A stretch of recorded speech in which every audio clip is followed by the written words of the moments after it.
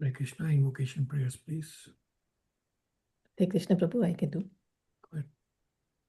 Om Ajnanatimrandasya Jnananjana Chakshurunmitam Yena Tasmai Shri Guruve Namah Shri Chaitanya Manobhishtam Sapitam Yena Bhutale Swayam Rupa Kadamayam Dadati Swam Padantikam Vandeham Shri Guru Shri Utpadakamalam Shri Gurum Vaishtamamscha Shri Rupam Sagajatam Sagana Raghunathan Tam Sajivam Sadavatam Savadutam Parijana Sahitam Krishna Chaitanya Devam Shri Radha Krishna Padan Sahagana Lalita Shri Vishakhanvitamscha Hare Krishna Karuna Sindhu Dino Bandho Jagatpate Gopesha Gopika Kanta Radha Kanta Namostute Tapta Kanchana Gaurangi Radhe Vrindavaneshwari वृषभानुसुते देवी प्रणमामि हरिप्रिये वाञ्छकल्पतरुभ्यश्च कृपा सिन्धुभ्येव च पतितानां पावनेभ्यो वैष्णवेभ्यो नमो नमः जय श्री कृष्ण चैतन्य प्रभु Nityanand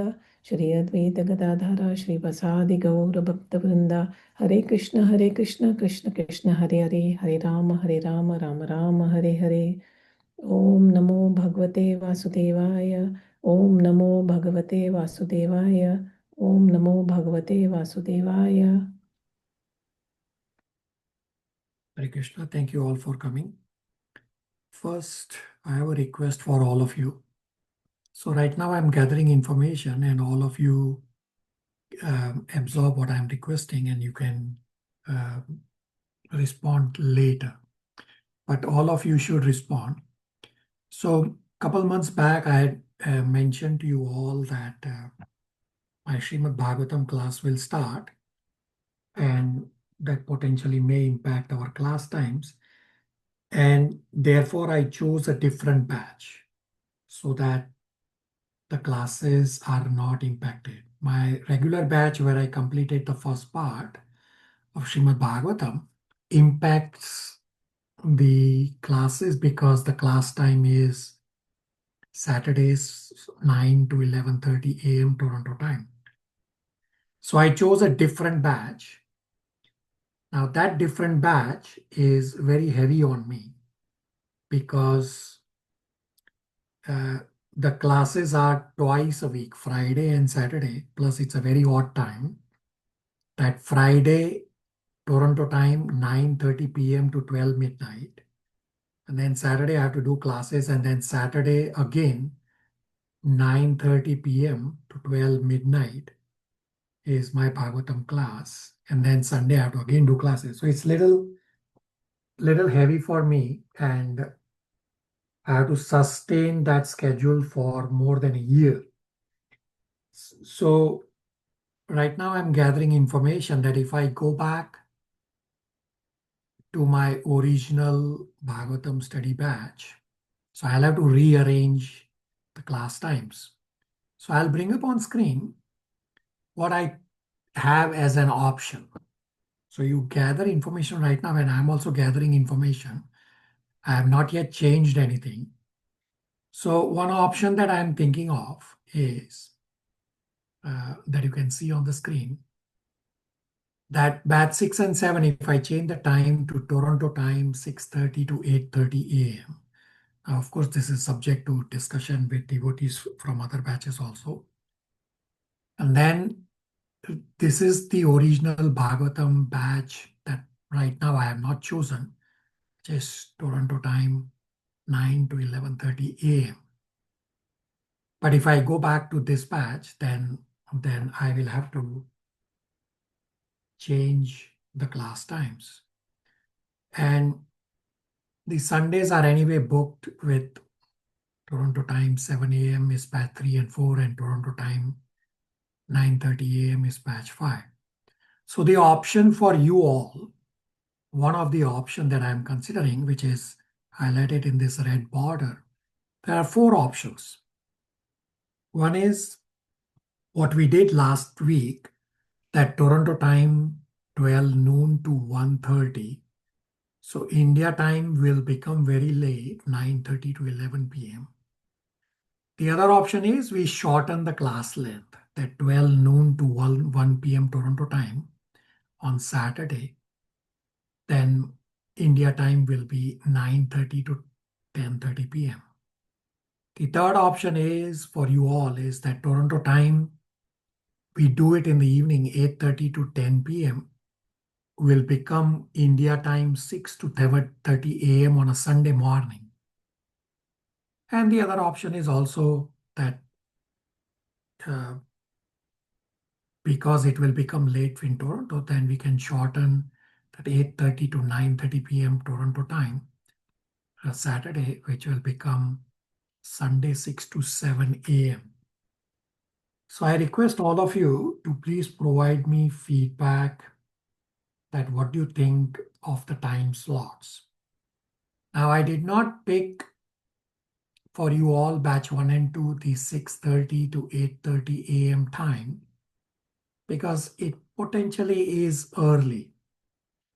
Yes, I can do 7:30 to 8:30 a.m. for example as a shortened class, provided the batch 6 and 7 will have to get adjusted someplace. But batch 6 and 7, if I do 12 noon onwards, it's late, plus there are devotees from Nepal, and Nepal is 15 minutes ahead of India, which will mean that it will start at 9:45 p.m. So it's quite late for India and Nepal also. The other option, which is not there on the screen, is what if I do the classes on Friday evening Toronto time, say Friday evening 8:30 p.m. onwards, which will be Saturday morning in Toronto. So I'm going to ask the same question to batch 6 and 7 devotees today, and we'll get feedback from everyone. So as it says at the top of the slide, right now I'm only gathering information. I'm not changing anything right now. First, my Bhagavatam study batch is way too heavy for me. And if I have to switch to this batch, then I have to change these times. Right now, if you have any questions, comments, realizations, you can please share. Shivangi. Hare Krishna Prabhuji, how about if you just to make it easier for yourself, like you make all the classes 90 minutes, so you have less, maybe more wiggle room between everything, all the batches. Just a suggestion. Yeah, it's possible. I have also had that thought that the Bhagavad Gita batch also I can make it 90 minutes. And it is possible. Now, this time for batch 6 and 7 is going to be a challenge because for devotees in Nepal, they have Saturday as the weekly day off, not Sunday. And many devotees go to temple, ISKCON temple. So they have Saturday feast instead of the Sunday feast. It's around the same time that I have on the screen. So you all think about it, and we'll have to find an in-between road that works for you all as well as for me, and we'll go from there. I'm pretty sure I will not be able to satisfy everyone. There will be some impact on someone or the other because we have devotees across various time zones. Rest of you,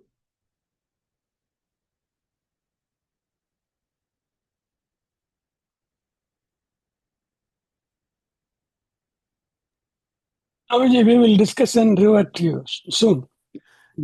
yeah. So I'm not expecting any decision from you all. So take a snapshot and also note that Friday evening, which is not there on the slide, Friday evening Toronto time, is also an option to consider, which will become Saturday morning time around 6 a.m.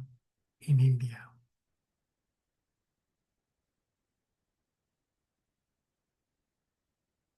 All right. I can also create a poll, but you all of you respond to me without me creating a poll, that what works best. And next week we'll again assemble with the same data and we'll see. So I'm not changing. Right now I'm only gathering information and we'll see how it goes. Shivangi? I could just tell you like, Prabhuji, anything in that A, B, C, D, that's okay with me. All right. Thank you.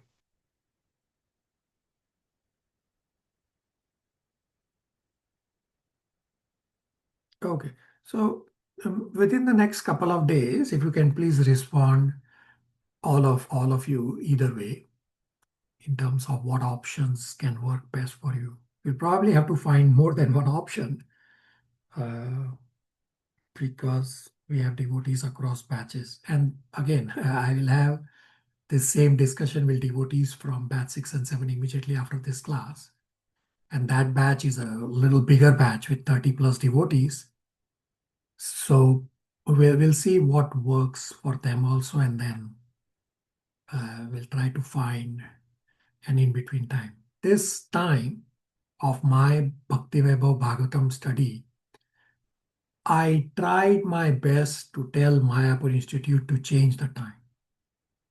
But I could not do beyond a point. Like, I am a student there. I can only request. And therefore, I chose the other batch. But if that other batch was once a week, could be manageable, but it's back-to-back Friday, and that too, it's a very odd time that my classes end 12 midnight. It's just unsustainable for me for such a long time. All right. So we'll discuss this offline as well as at our next class. And we'll pick a date. I'll give enough time of when we will change. And we'll go from there.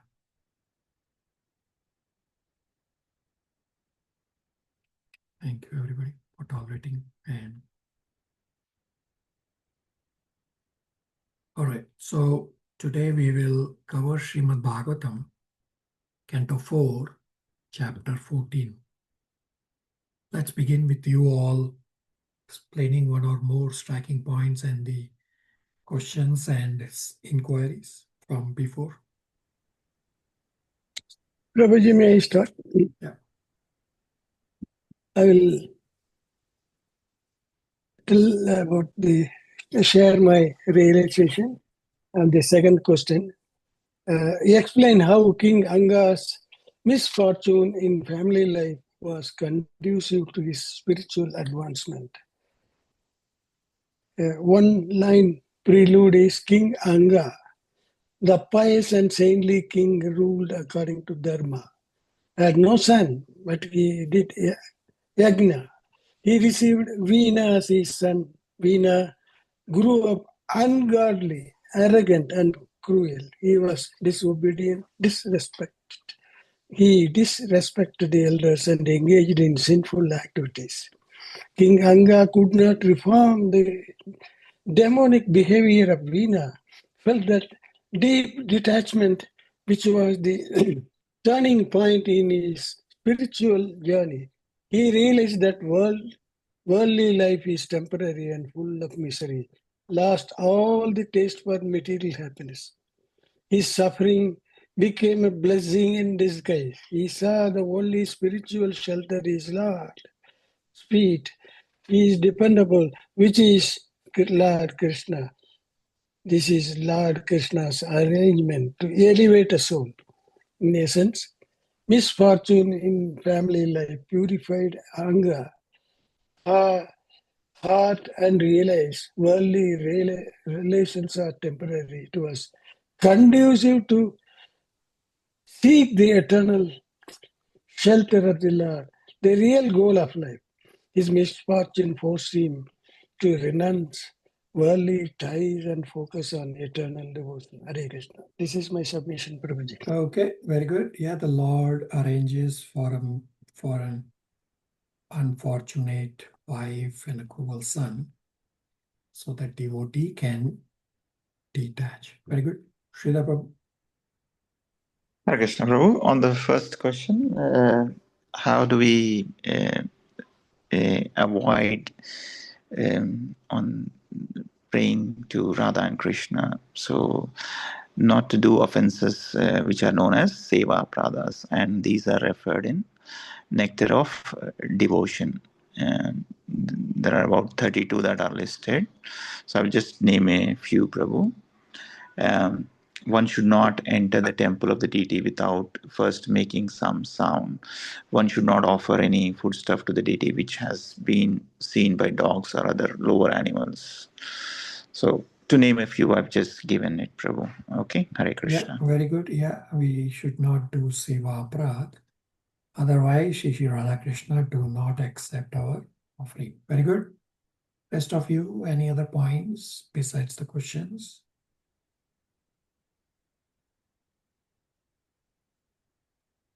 Hare Krishna Prabhu. Just one realization, Prabhu, for me. While I was doing the homework, it made me go back to NOD and then, as Sridhar Prabhu mentioned, go through all the offenses. And there are 32 offenses mentioned in Varaha Purana and 10 offenses for chanting of the holy name. So, Prabhu, it was sort of a revision to go through all the offenses.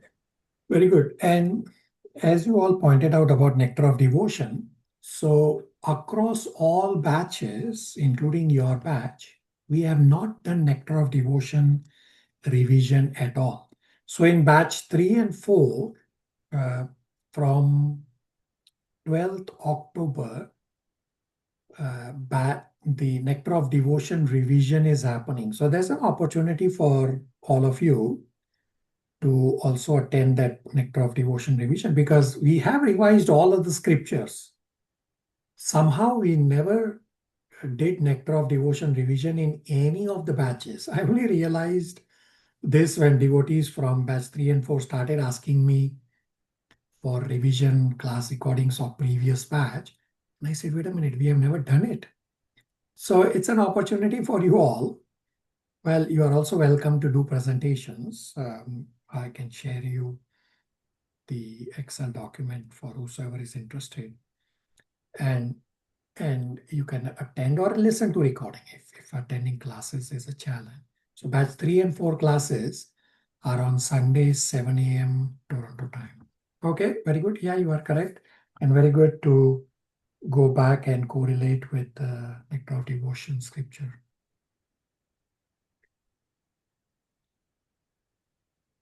Rest of you, any inquiries? Prabhuji, if everybody finished, I would like to share a few points which I picked up from Nectar of Devotion. Yeah, go ahead. What should we avoid while worshipping Sri Radha and Krishna? My realization is avoid mundane topics to speak or gossip before the deity. Never approach the altar unclean. Do not disrespect the scriptures, guru or devotees. 4. Avoid inattentive or mechanical ritualistic chanting. If we make a show of service offering, Radha Krishna will not accept offering from such a non-devotee. Devotees should strictly follow the regulative principles by offering the chant, the Hare Krishna mantra with attention. This is my submission, Prabhuji. Okay, very good points.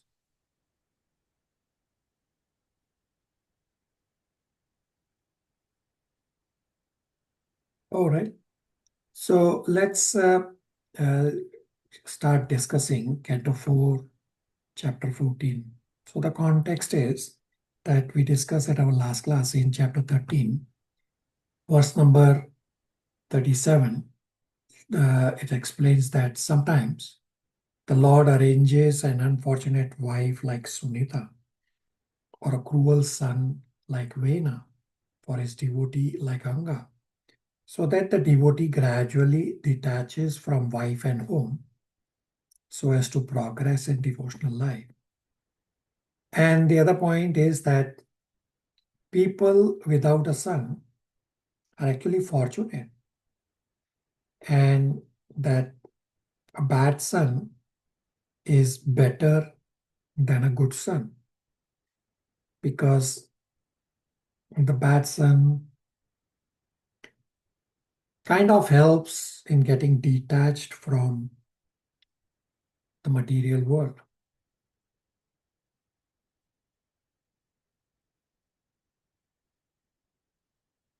So Anga's, this bad son, Vena's atrocities are described in this chapter 14. So chapter 14 is titled The Story of King Anga. Sorry, chapter 14 is titled The Story of King Vena and is divided into 7 parts. So as I said, that Anga's bad son, Vena's atrocities are in this chapter 14. So part 1 is verses 1 to 6. Vena's atrocities. Part 2 is verses 7 to 13.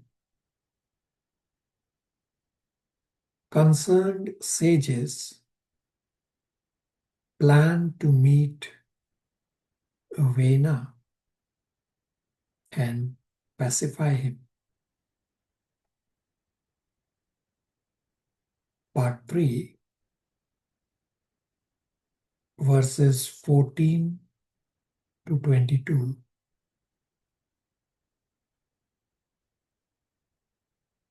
The sages try to pacify Vena.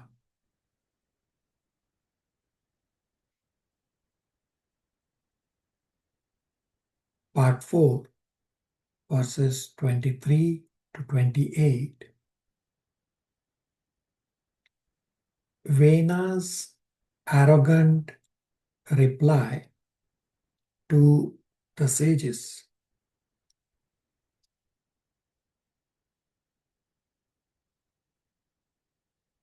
Part 5, verses 29 to 35. The sages kill Vena, and Sunita preserves his dead body with mantras.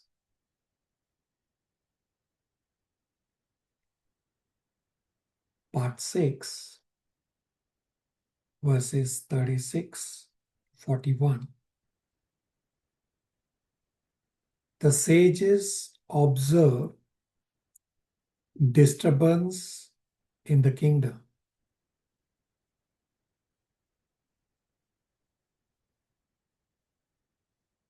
Part 7, verses 42 to 46. The sages churn Vena's thigh to produce Bahuka. Everybody got the parts? The last one, the sages churn Vena's thigh and then Part 7 is verses 42 to 46. The sages churn Vena's thigh to produce Bahuka. got it, Prabhuji.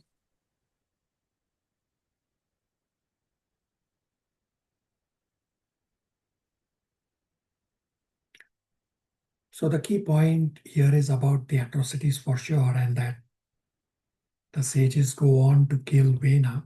Now, it may seem a little odd that the sages are going to the extreme to commit a violence of killing Vena. All the points get discussed in this chapter. So, because Anga left, there was disturbance in the kingdom, that thieves and rogues were flourishing because there was no king. And therefore, Vena, even though he is unqualified, he gets coronated as king.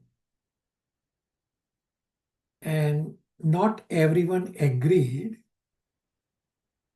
for Vena to become a king. So many of the verses are a little straightforward. So let's read. Is our dear Aditi able to read verses 1, 2, and 3 translations? Yes, Prabhuji. Text 1 translation. The great sage Maitreya continued, O great hero Vidura, the great sages, headed by Bhrigu, were always thinking of the welfare of the people in general. When they saw that in the absence of King Anga there was no one to protect the interests of the people, they understood that without a ruler the people would become independent and non-regulated. Text 2 translation. The great sages then called for the queen mother, Sunita, and with her permission they installed Vena on the throne as master of the world. All the ministers, however, disagreed with this. Text 3 translation. It was already known that Vena was very severe and cruel.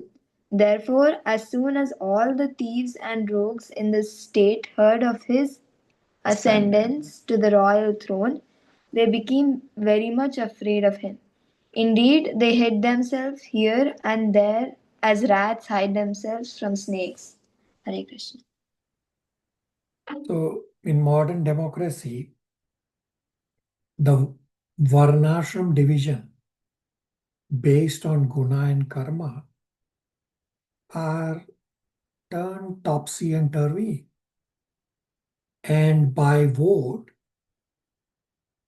Shudras are chosen for administrative posts, which results in chaos and mismanagement.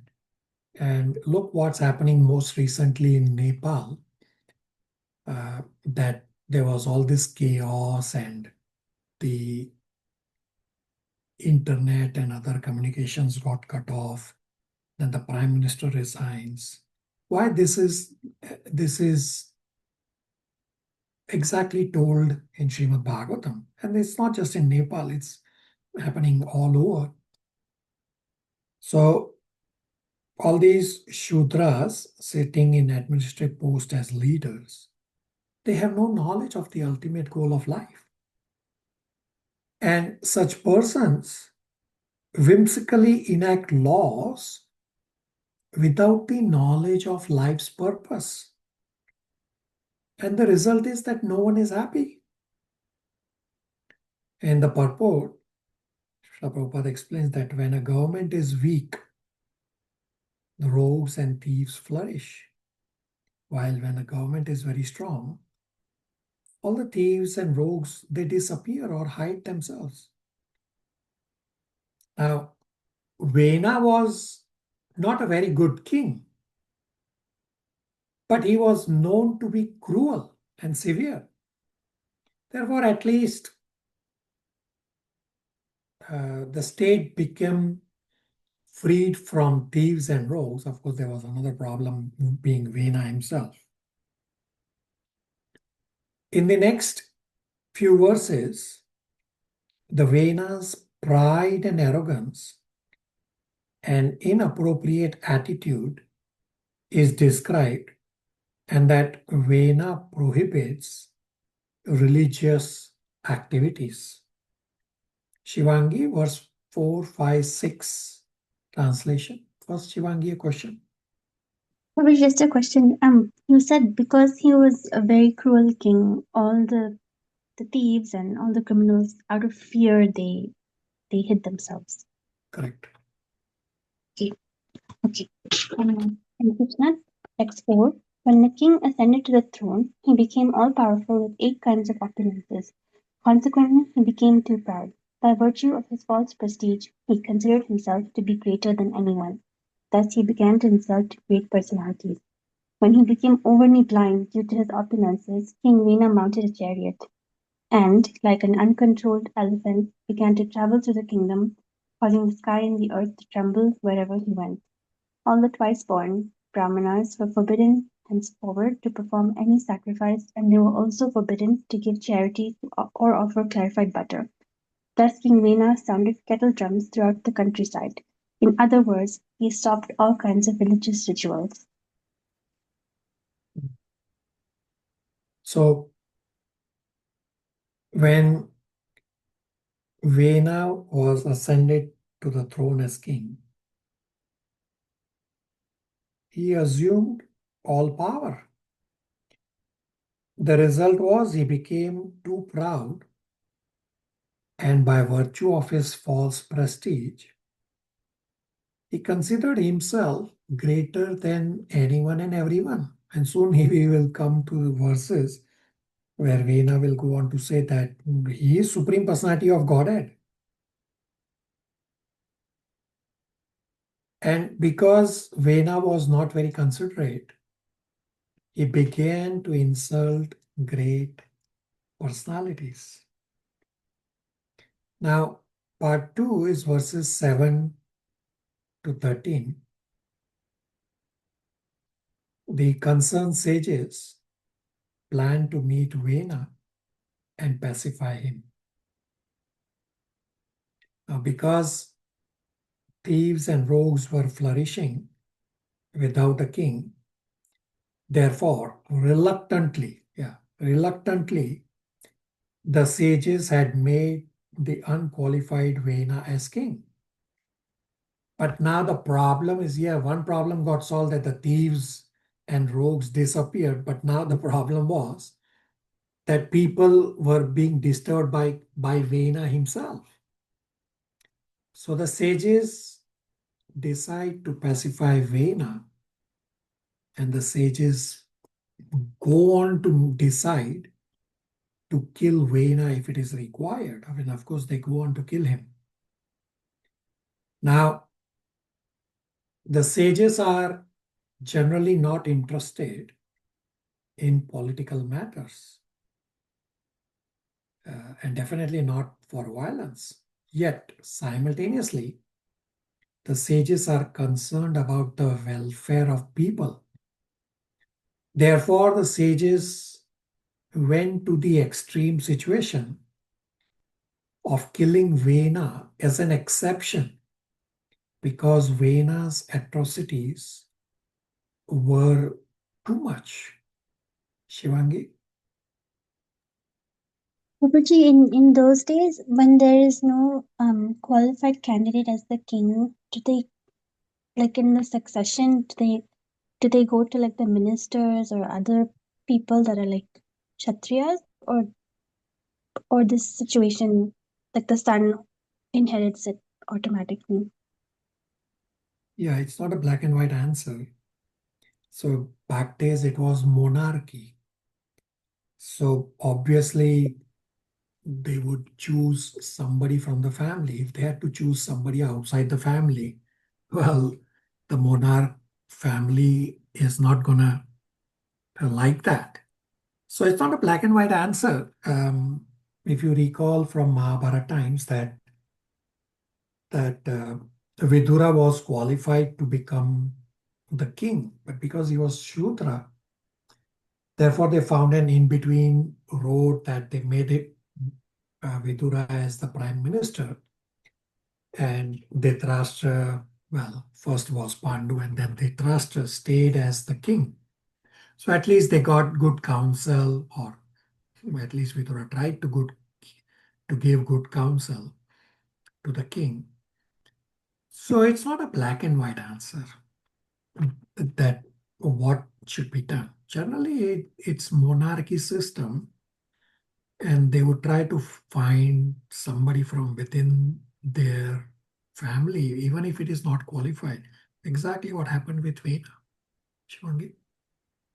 Okay, Prabhuji, thank you.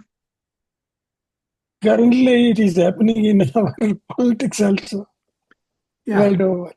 Yeah, you are correct. So, I mean, current politicians are all Shudras and not qualified to be in their positions, but that's a completely different point which we discussed.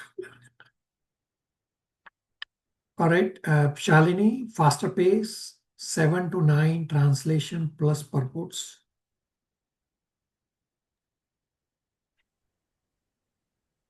Hare Krishna. Text 7. Translation. Therefore, all the great sages assembled together and after observing cruel Vena's atrocities, concluded that a great danger and catastrophe was approaching the people of the world. Thus, out of compassion, they began to talk amongst themselves, for they themselves were the performers of sacrifices. Purport. Before King Vena was enthroned, all the great sages were very much anxious to see the welfare of society. When they saw that King Vena was most irresponsible, cruel, atrocious, they again began to think of the welfare of the people. It should be understood that sages, saintly persons, and devotees are not unconcerned with the people's welfare. Ordinary karmis are busy acquiring money for sense gratification, and ordinary jnanis are socially aloof when they speculate on liberation. But actual devotees and saintly persons are always anxious to see how the people can be made happy both materially and spiritually. Therefore, the great sages began to consult one another on how to get out of the dangerous atmosphere created by King Vena. Text 8. Translation. When the great sages consulted one another, they saw that the people were in a dangerous position from both directions. When a fire blazes on both ends of a log, the ants in the middle are in a very dangerous situation. Similarly, at that time, the people in general were in a dangerous position due to an irresponsible king on one side and thieves and rogues on the other. Text 9. Translation. Thinking to save the state from irregularity, the sages began to consider that it was due for a political crisis and that they made Vena king, although he was not qualified. But alas, now the people were being disturbed by the king himself. Under such circumstances, how could people be happy? Purport. In Bhagavad Gita 18.5, it is stated that even in the renounced order, one should not give up sacrifice, charity, and penance. The brahmacharis must perform sacrifices, the grahasthas must give in charity, and those in the renounced order of life, the vanaprasthas and sannyasis, must practice penance and austerities. These are procedures by which everyone can be elevated to the spiritual platform. When the sages and saintly persons saw that King Vena had stopped all these functions, they became concerned about the people's progress. Saintly people preach God consciousness or Krishna consciousness because they are anxious to save the general populace from the dangers of animalistic life. There must be a good government to see that the citizens are actually executing the religious rituals. The thieves and rogues must be curbed. When this is done, the people can advance peacefully in spiritual consciousness and make their life successful. Hare Krishna. So, we already discussed these points that the sages were concerned for the people in general. And although nobody or not for most of the people did not agree for Vena to be king, but they did not have any other option at that time. And in the next verses, it describes the duty of saintly persons. Again, let's read at a faster pace. Is Kalyani able to read verses 10 to 13 translation plus purport? Hare Krishna, Prabhu. I will read it, Prabhu. Text 10. 10 to 13 translation purport. Yeah. The sages began to think within themselves because he was born from the womb of Sunita. King Vena is by nature very mischievous. Supporting this mischievous king is exactly like maintaining a snake with milk. Now he has become a source of all difficulties. Purport. Saintly persons are generally aloof from social activities and the materialistic way of life. King Vena was supported by the saintly persons just to protect the citizens from the hands of rogues and thieves. But after his ascendance to the throne, he became a source of trouble to the sages. Saintly people are especially interested in performing sacrifices and austerities for the advancement of spiritual life. But Vena, instead of being obliged because of the saint's mercy, turned out to be their enemy because he prohibited them from executing their ordinary duties. A serpent who is maintained with milk and banana simply stores poison in his teeth and awaits day to bite his master. Text 11. Translation. We appointed this king Vena of the state, this Vena king of the state, in order to give protection to the citizens. But now he has become this enemy of the citizens. Despite all these discrepancies, we should at once try to pacify him. By doing so, we may not be touched by the sinful results caused by him. But the saintly sages elected King Vena to become king, but he proved to be mischievous. Therefore, the sages were very much afraid of incurring sinful reactions. The law of karma prohibits a person even to associate with a mischievous individual. By electing Vena to the throne, the saintly sages certainly associated with him. Ultimately, King Vena became so mischievous that the saintly sages actually became afraid of becoming contaminated by his activities. Thus, before taking any action against him, the sages tried to pacify and correct him so that he might turn from his mischief. Text 12. Translation. The saintly sages continued thinking. Of course, we were completely aware of his mischievous nature, yet we nevertheless enthroned Vena. If we cannot persuade King Vena to accept our advice, he will be condemned by the public and we will join them. Thus, by our prowess, we shall burn him to ashes. But saintly persons are not interested in political matters, yet they are always thinking of the welfare of the people in general. Consequently, they sometimes have to come down to the political field and take steps to correct the misguided government or royalty. However, in Kali Yuga, saintly persons are not as powerful as they previously were. They used to be able to burn any sinful man to ashes by virtue of their spiritual prowess. Now, saintly persons have no such power due to the influence of the age of Kali. Indeed, the Brahmanas do not even have the power to perform sacrifices in which animals are put into the fire to attain a new life. Under these circumstances, instead of actively taking part in politics, saintly persons should engage in chanting the Mahamantra Hare Krishna. By the grace of Lord Chaitanya, by simply chanting this Hare Krishna Mahamantra, the general populace can derive all benefits without political implications. Text 13. Translation. The great sages, having thus decided, approached King Vena, concealing their real anger. They pacified him with sweet words and then spoke as follows. Hare Krishna. So, what is the duty of saintly persons? So, saintly persons are not interested in political matters. Simultaneously, they are always thinking for the welfare of general people. And therefore, the saintly people sometimes have to come down to the political matters and take steps to correct the misguided government or royalty. Now, in Kali Yuga, saintly people are not as powerful as they were previously. Therefore, in today's times, Brahmanas do not even have the power to perform sacrifices in which animals are put into the sacrifice and the animals immediately get a new life.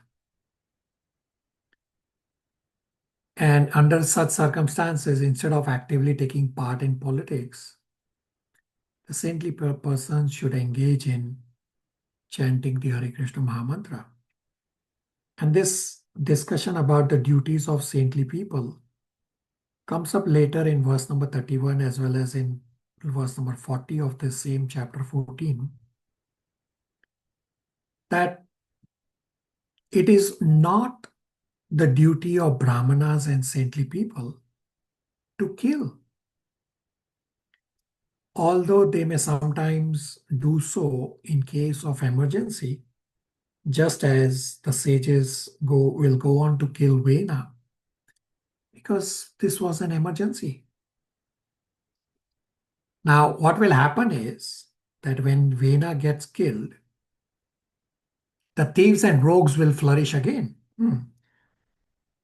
So the sages will again discuss that, well, now the thieves and rogues are flourishing again. And the sages do have the power. I mean, at least in those times, the sages did have the power through mantras to kill those thieves. But the sages go on to decide that that really is not their role. It is for a Kshatriya king to go and kill the thieves. So the sages were, after killing Vena, the sages were kind of indecisive. And the sages reluctantly did not take part in the killing business of killing the thieves, etc. They just left it. Questions, comments, realization so far?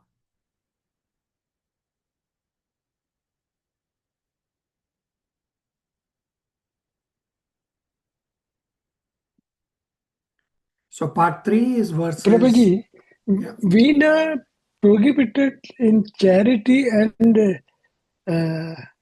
giving butter, clarified butter. What does it mean there? So he stopped religious activities. So when somebody is giving this clarified butter to Brahmanas as charity, that is meant for their sacrifice, and he stopped all those religious activities. Got it. Thank you. So part 3 is verses 14 to 22. Title is The Sages Try to Pacify Vena. So verses 14 to 16 are pretty straightforward. Chandran Prabhu, 14 to 16 translations. Hare Krishna. Text 14, translation. The great sages said, Dear King, we have come to give you good advice. Kindly hear us with great attention. By doing so, your duration of life and your opulence, strength and reputation will increase. Purport. According to Vedic civilization in Amachi, the king is advised by saintly... Just the translations, 14 to 16. Only translation. Thank you.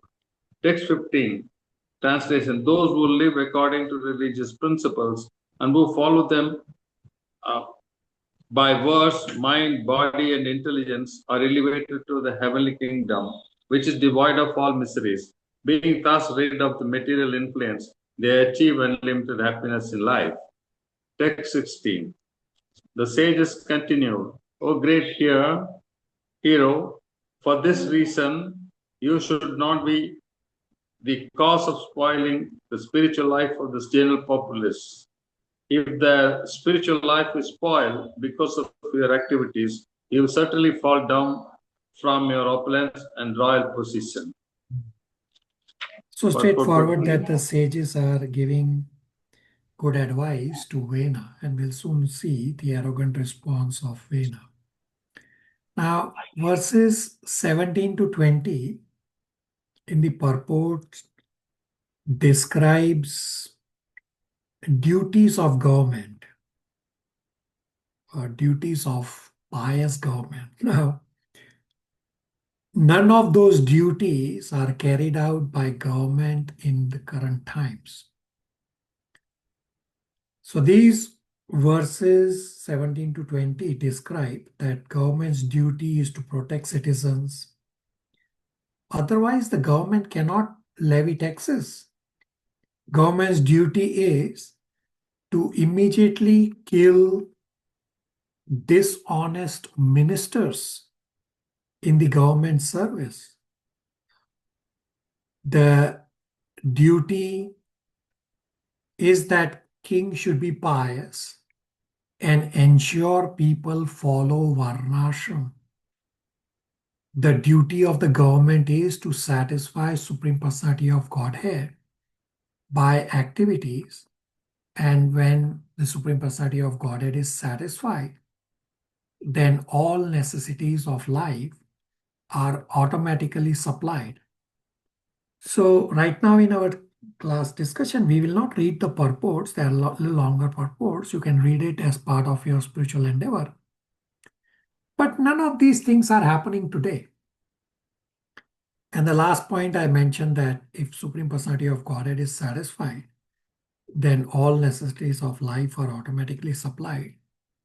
Looking at the current times, you can judge that Supreme Personality of Godhead is obviously not satisfied by what is going on. Therefore, there is all these wars and natural disasters and chaos, and what all is going on in the world is mind-boggling.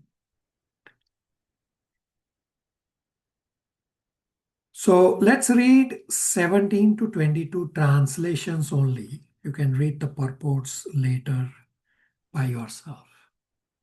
Uncle, 17 to 22 translations.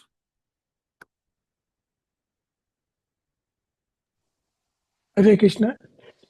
Text 17 translation. The saintly persons continued, when the king protects the citizens from the disturbances of mischievous ministers, as well as from the thieves and rogues, he can, by virtue of such pious activities, accept taxes given by his subject. Thus, a pious king can certainly enjoy himself in this world, as well as in the life after death. Text 18.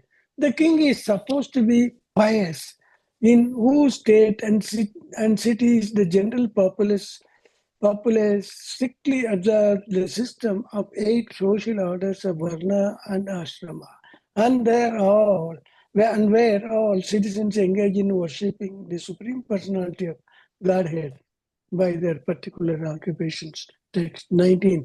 O noble one, if the king sees the Supreme Personality of Godhead, the original cause of cosmic manifestation and the super soul within everyone is worshipped, the Lord will be satisfied. Text 20. The Supreme Personality of Godhead is worshipped by the great demigods who are the controllers of the universal affairs. When he is satisfied, nothing is impossible to achieve it. For this reason, all the demigods, presiding deities, different planets, as well as the inhabitants of their planets, take great pleasure in offering all kinds of paraphernalia for his worship. Text 21. Dear King, the Supreme Personality of Godhead, along with the predominating deities, is the enjoyer of the results of all sacrifices in all planets. The Supreme Lord is the sum total of the 3 Vedas, the owner of everything, and the ultimate goal of austerity. Therefore, your countrymen should engage in performing various sacrifices for your elevation. Indeed, you should always direct them toward the offering of sacrifices. Text 22. When all the Brahmanas engage in performing sacrifices in your kingdom, all the demigods, who are the plenary expansion of the Lord, will be very much satisfied by their activities and will give you your desired result. Therefore, O hero, do not stop the sacrificial performances. If you stop them, you will disrespect the demigods. Hare Krishna. So, read the purports, and when I was reading the purports, I was like, what's the point? Because none of these things are happening. So part 4 is verses 23 to 28. Title is Vena's arrogant reply to the sages.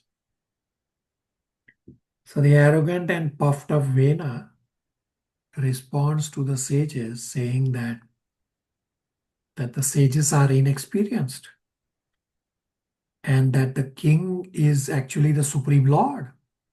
Therefore, the sages should worship King Vena. And this is the height of arrogance, a height of pride and arrogance of Vena. Verses 23 to 28 are also straightforward. Mother Chandranti, 23 to 28 translations. Hare Krishna. Text 23. King Vena replied, you are not at all experienced. It is very much regrettable that you are maintaining something which is not religious and are accepting it as religious. Indeed, I think you are giving up your real husband who maintains you and are searching after some paramount to worship. X24. Those who, out of gross ignorance, do not worship the King, who is actually the Supreme Personality of Godhead, experience happiness neither in the world nor in the words after death. Text 25. You are so much devoted to the demigods, but who are they? Indeed, your affection for these demigods is exactly like the affection of an unchaste woman who neglects her married life and gives all attention to her paramour. Text 26 and 27. Lord Vishnu, Lord Brahma, Lord Shiva, Lord Indra, Vayu, and Master of Air, Yama, the Superintendent of Death, the Sun God, the Director of Rainfall, Kubera, the treasurer, the moon god, the predominating deity of the earth, Agni, the fire god, Varuna, the lord of waters, and all others who are the great and competent to bestow benedictions or to curse, all abide in the body of the king. For this reason, the king is known as the reservoir of all demigods, who are simply part and parcels of the king's body. Text 28. King Vena continued, for this reason, O Brahmanas, you should abandon your envy of me, and by your ritualistic activities, you should worship me and offer me all paraphernalia. If you are intelligent, you should know that there is no personality superior to me who can accept the first oblation of all sacrifices. Hare Krishna. So there are demigods and there are semi-gods. Semi-gods means that somebody calls himself as God, that call me God. So that's what Vena is, that he's so arrogant. He's saying, I am Supreme Personality of Godhead. Part 5 is verses 29 to 35, that the sages kill Vena and Sunita, Vena's mother, preserves his dead body with mantras. So we already discussed that the saintly people are generally kind to everyone. But if a government becomes so demoniac, it is duty of the saintly people to replace the government with deserving people. Therefore, the sages go on to kill Vena as an extreme step. So the sages killed Vena not by weapons, but by their words or by their mantras. Abhishek Prabhu, 29 to 32, translation plus purports.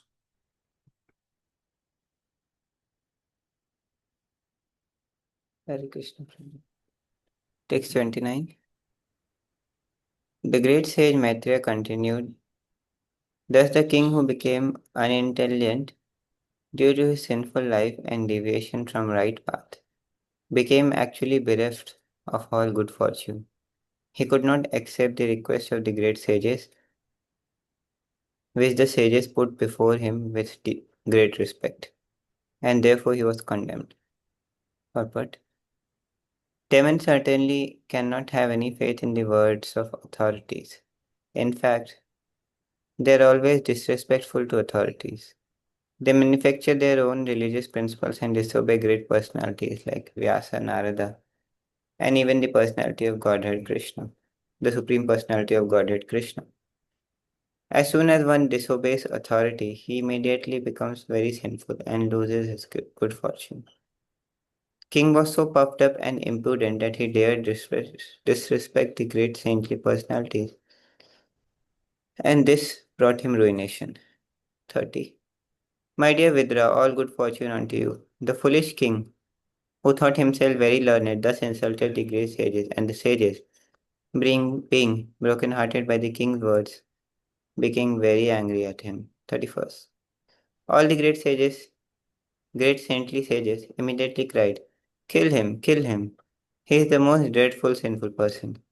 If he lives, he will certainly turn the whole world into ashes in no time. Purport.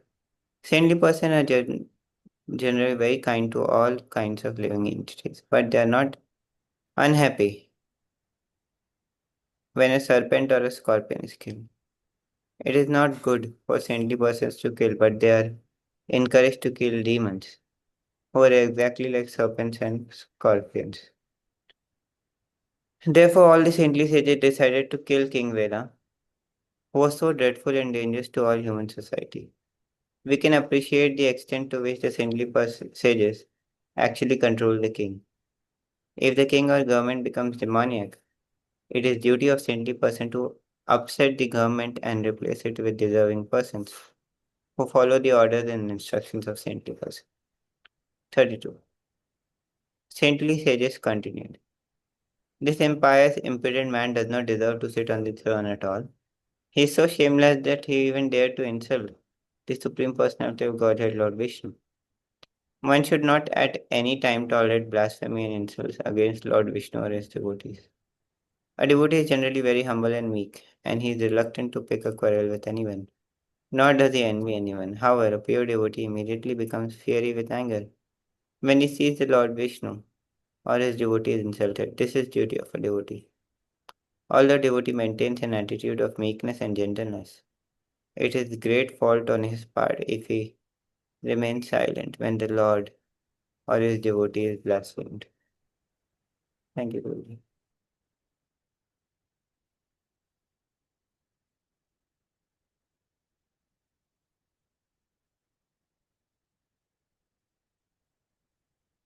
So we read in the purports,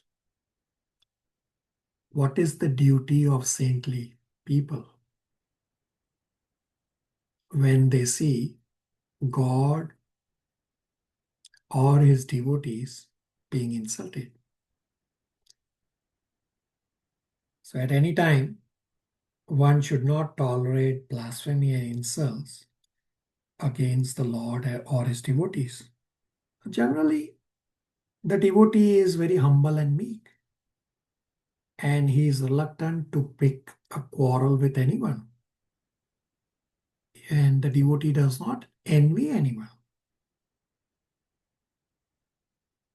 But the purport explains an important point that a pure devotee immediately becomes angry when he sees Lord or his devotee being insulted. And this is the duty of a devotee. Although a devotee maintains an attitude of meekness and gentleness, it is a great fault on his part if he remains silent when the Lord or his devotees are blasphemed.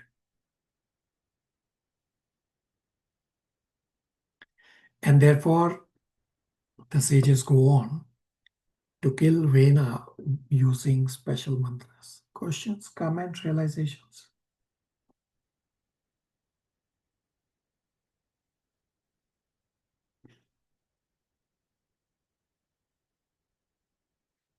So the next set of verses describe that using special ingredients and mantras, Vena's mother preserves the dead body of Vena.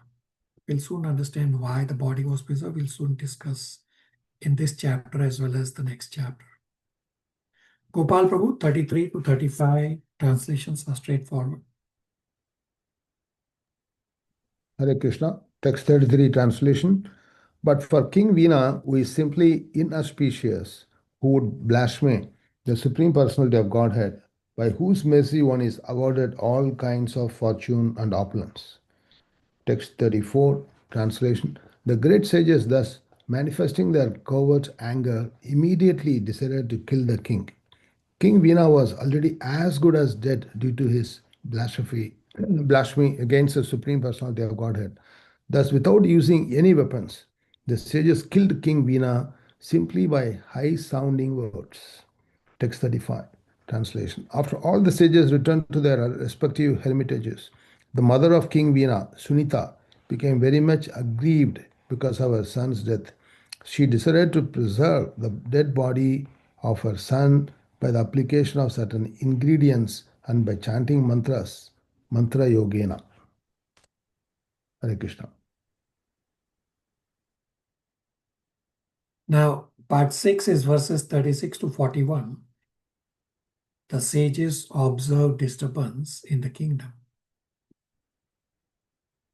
So the sages observed that just as thieves and rogues were flourishing after Anga left, the same situation happened again after Vena's death. So the sages could also kill all these uprising thieves and rogues by their mantras. But the sages thought it is duty of a Kshatriya king to kill them. Therefore, the sages did not engage in killing the thieves. Chandan Prabhu, 36 to 38 translations are straightforward. Hare Krishna. Once upon a time, the same saintly persons, after taking their bath in the river Saraswati, began to perform their daily duties by offering oblations into the sacrifice fires. After this, sitting on the bank of the river, they began to talk about transcendental persons and his pastimes. 37. In those days, there were various disturbances in the country that were creating a panic in society. Therefore, all the sages began to talk amongst themselves. Since the king's dead and there is no protector in the world, misfortune may befall the people in general on account of rogues and thieves. Text 38. When the great sages were carrying on the discussion in this way, they saw a dust storm rising from all directions. This storm was caused by the stunning thieves and rogues who were engaged in plundering the citizens. 39 Alright. and 40. Hold on. So, straightforward verses of what the sages were observing. And what I described earlier about the duty of saintly people gets covered in the next set of verses. Gopal Prabhu, 39 to 41, translation plus purports. Hare Krishna. Text 39:40, translation. Upon seeing the dust storm, the saintly persons could understand that there were a great deal of irregularities due to the death of King Vina. Without government, the state was devoid of law and order, and consequently there was a great uprising of murderous thieves and rogues who were plundering the riches of the people in general. Although the great sages could subdue the disturbance by their powers, just as they could kill the king, they considered it improper on their part to do so. Thus, they did not attempt to stop the disturbance. Purport. The saintly persons and great sages killed King Vina out of emergency, but they did not choose to take part in the government in order to subdue the uprising of thieves and rogues, which took place after the death of King Vina. It is not the duty of Brahmanas and saintly persons to kill, although they may sometimes do so in the case of an emergency. They could kill all the thieves and rogues by the prowess of their mantras, but they thought it the duty of Kshatriya kings to do so. Thus, they reluctantly did not take part in the killing business. Text 41, translation. The great sages began to think that although a Brahmana is peaceful and impractical because he is equal to everyone, Impartial. a Brahmana is peaceful and impartial because he is equal to everyone. it is still not his duty to neglect poor humans. By such neglect, a Brahmana's spiritual power diminishes, just as water kept in a cracked pot leaks out. Purport. Brahmanas, the topmost section of human society, are mostly devotees. They are generally unaware of the happenings within the material world because they are always busy in their activities for spiritual advancement. Nonetheless, when there is a calamity in human society, they cannot remain impartial. They do not do something to relieve the distressed condition of human society. It is said that due to such neglect, their spiritual knowledge diminishes. Almost all the sages go to the Himalayas for their personal benefit. But the Prahlad Maharaja said that he did not want liberation alone. He decided to wait until he was able to deliver all the fallen souls of the world.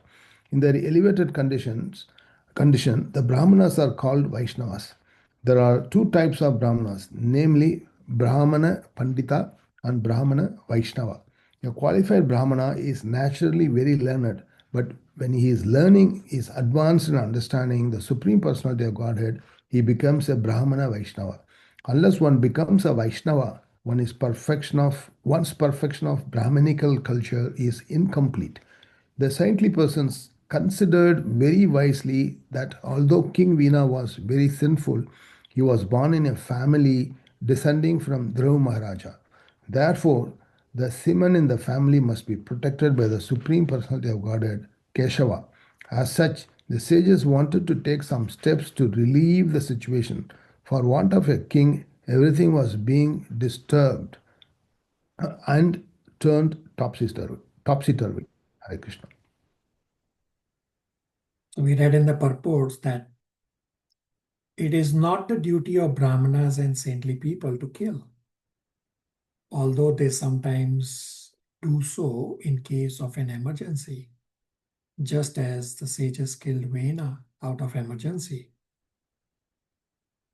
The sages could also kill the uprising of thieves and rogues by their mantras, but they thought it is duty of Kshatriya kings to do so.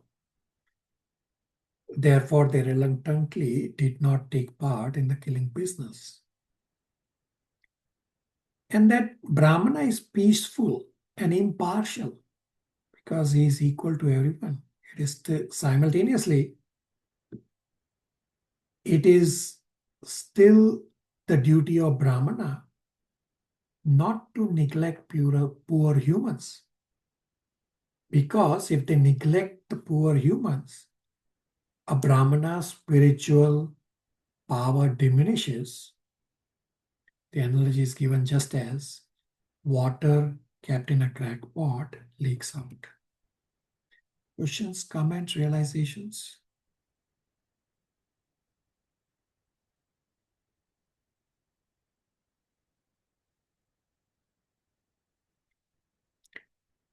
So if you recall the family hierarchy, that from Dhruv Maharaj, so Dhruv Maharaj is a pure devotee, from Dhruv Maharaj comes his children, and then from his children comes Anga. So Anga is also a pious devotee, and it is the Sunita, the wife of Anga, who had the bad portion in her, and Vena had both the good portion of Anga and the bad portion of Sunita in his body. So in the last part 7 verses 40 to 46, it describes that the sages churn Vena's thigh. So this is the dead body of Vena. They churn the Vena's thigh to produce Bahuka, so as to remove the bad portion or the impure portion from Vena's body, which was coming from Sunita, the mother. And therefore, by this churning of Vena's thighs, the form of degraded Bahuka was produced. And now, after Bahuka is produced, now in the dead body of Vena, only the good portion of Anga remains.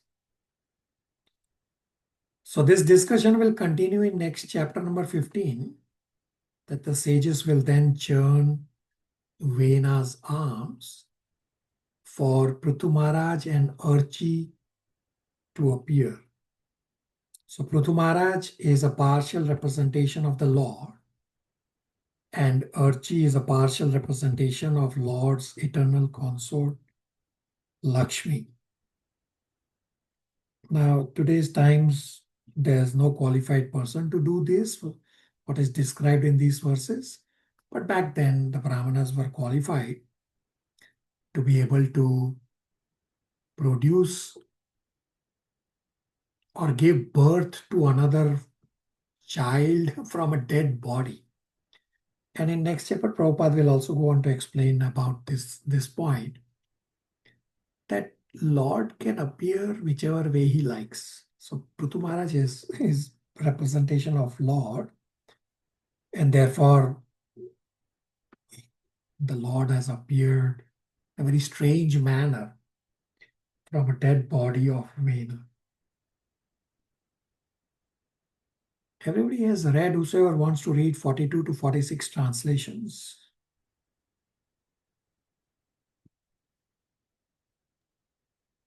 I'll read May I read? Guruji, 42. Uncle, go ahead.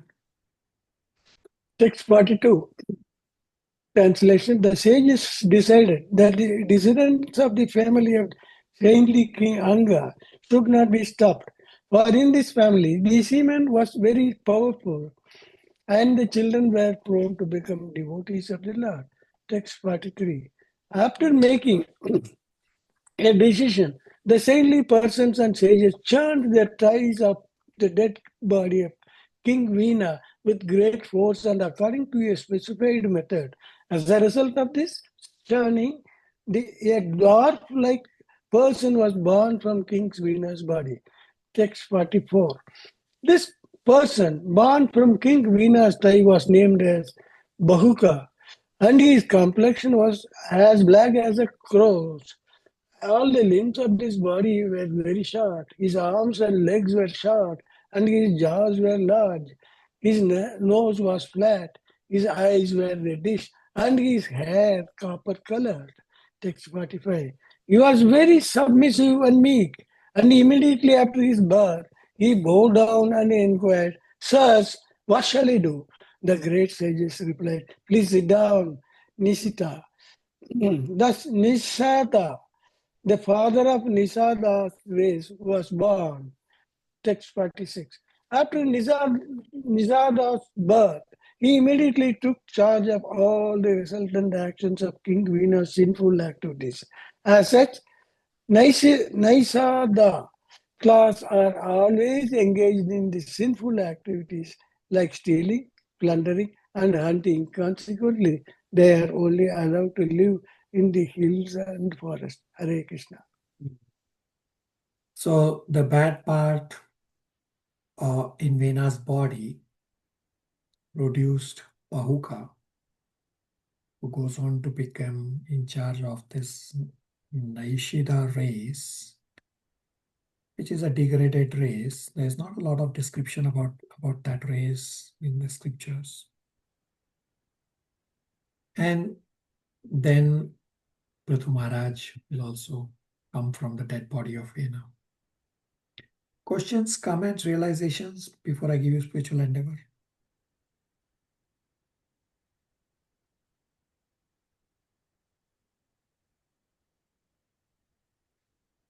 All right, question number 1 for your spiritual endeavor.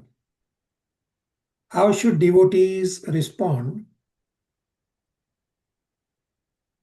when there is calamity in human society? Comes from verse 41.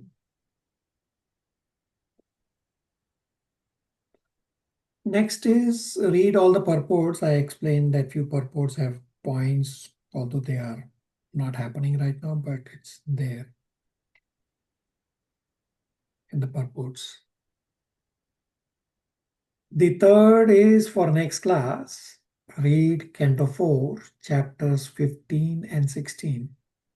Both chapters 15 and 16 are short and straightforward. We should be able to cover both of them in our next class.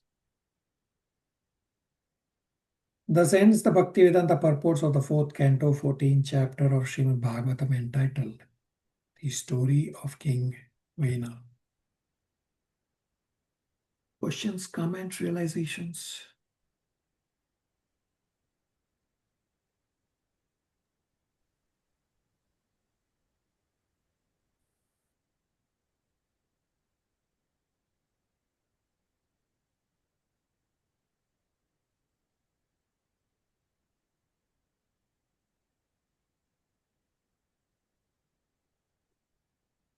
All right, we'll stop here. So I request all of you in next couple of days to please respond to me in terms of what option works best for you all. Next week, we will again discuss what data I have assembled, and then we'll go from there. We are still not changing the time. Right now, we are just gathering information. Hare Krishna. Hare Krishna, Prabhuji. Prabhuji. Thank Hare you. Krishna, Prabhu. Thank you, Thank you Prabhu. very much. Hare Krishna.